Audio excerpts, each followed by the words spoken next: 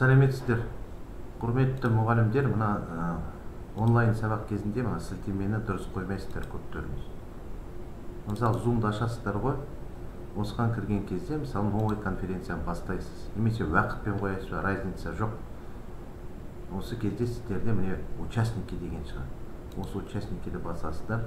Пригласить дегенде екі сілтеме тұр. Осының ішінен тек копировать ссылку приглашение дегенді ғана басасыздар. Осы керек сіздер. Осы сілтемені копировать етесіздер да, жаңағы біз жіберген құжатқа осының ішіне кеп, мысалы, бұл жерге қоясыздар. Кейбір мұғалімдер мынау пригласитті басады да, пригласитті басып, копировать приглашениені басып қояды. Оны әкеліп қояды. Оны әкеліп қойған кезде ол барлығын толық жауып тастайды. Қарасаңыздар, қаншама адамның сілтемесін құртты. Бұндайды істеп қалсаңыздар байқамай. Ол кезде мына жерде отменить деген бар. Осы отменитті басыңыздар. Сол кезде ол баяғы қалпына келеді. Сондықтан сілтемені дұрыс қоюға тырысайық. Сілтемені қою үшін міне копировать ссылку. Осыны басасыздар.